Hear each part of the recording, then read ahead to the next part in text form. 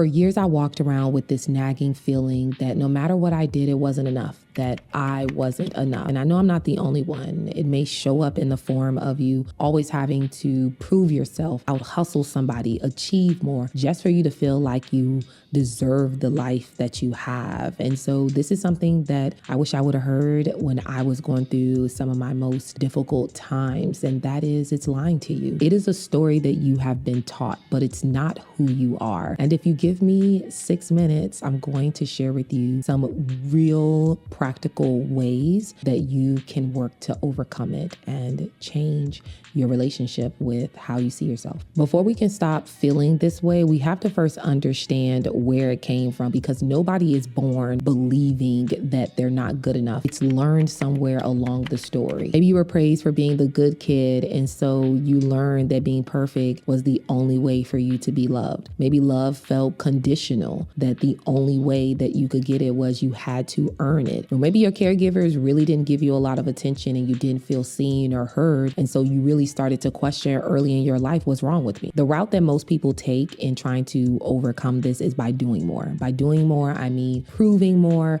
achieving more, and becoming more. But the problem with this is that you're trying to fix an internal problem, like your core beliefs and that belief of I have to earn my worth, with external accomplishments, by the certificates, by the degrees, by the promotions, by the house, the cars, the travel, all of that external accomplishments and most likely external validations with a root core that you've been struggling with probably since childhood. A visual example of this is pouring into a cup with a hole at the bottom. No matter how much you pour, it's never going to be full. So instead of doing more, it's about starting to believe differently. That's why we had to start at the very beginning about understanding the root of it and where that belief came from, because now we're able to practically put it into action about starting to shift our thoughts and our beliefs of ourselves. The first thing I want you to do is when your brain starts telling you that I'm not enough, instead of trying to question and look around what you can do to prove that you're enough, I want you to ask yourself, who taught me to believe this? And do I still want to carry their voice? When you're doing that, you're starting to really challenge that belief and that notion,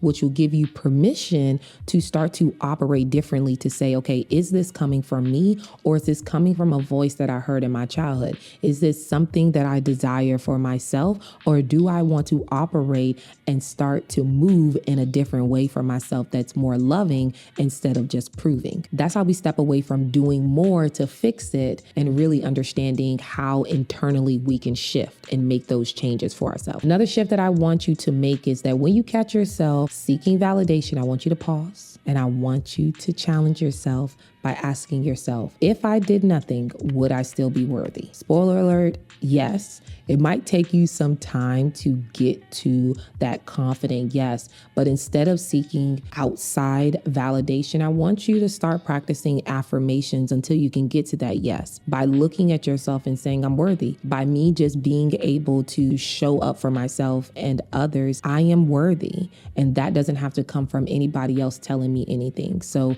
my new truth is that I'm worthy. And so continue to practice affirmations until you're able to say, if I do nothing today, I'm still worthy. And when you start to spiral, I want you to ground yourself in this truth, that I was born worthy. And if you're a believer like myself, that God has already deemed me worthy. And so he made the ultimate sacrifice for me. So you can ground yourself in your existence of just being here and knowing that you were born worthy, or you can ground yourself in God's love and his mercy that he has over you. Believing you're enough is just not about the thoughts, but it's about the actions that reinforce that belief. So I really want you to start keeping promises to yourself when your identity of feeling worthy is being in achieving more, proving more, doing more, then you really put yourself at the bottom of that list. So by saying, hey, I'm going to start keeping these promises to myself, not for productivity, not for achievement, but simply because I'm worthy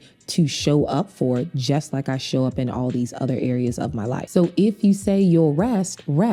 If you say you'll journal for 5 minutes, I want you to journal for those 5 minutes. not because you have to do it or because you're making yourself do it, but because you understand that you deserve to listen to yourself. If you start to feel unworthy, then I want you to shift yourself by doing a beautiful self-care act to show that you are worthy. Drink some water, go take a shower, go take a walk, watch your favorite TV show, cook a meal for yourself, call up a friend, right? These are ways that you can start to create those shifts for yourself that are practical, but also really work internally on that struggle and that belief that you're not worthy. And so the more you show up for yourself, the more your brain starts to believe that maybe I was good enough all along. I know the feeling of not being enough runs deep, but hear me clearly when I say this. You are not a problem to fix. You are a person to love. You don't need to earn rest. You don't need to prove you're worthy. You don't need to be more to deserve good things. You as you are enough. That doesn't mean that you can't continue to grow and continue to better yourself. But at the core of your being, of who you are, like I said, if you do nothing else today, you are still worthy. If this message hits home with you, let me know down in the comments, what is one belief about yourself you're ready to let go of? I really am excited to hear about this. Also, you can check out these other videos to help you out on your journey. If you want additional support and want to dive a little bit deeper into this topic, then you can check out the description box below for some additional resources. I want you to know that you're closer to feeling whole more than you think. So start now. As always, I will see you in the next video. Bye.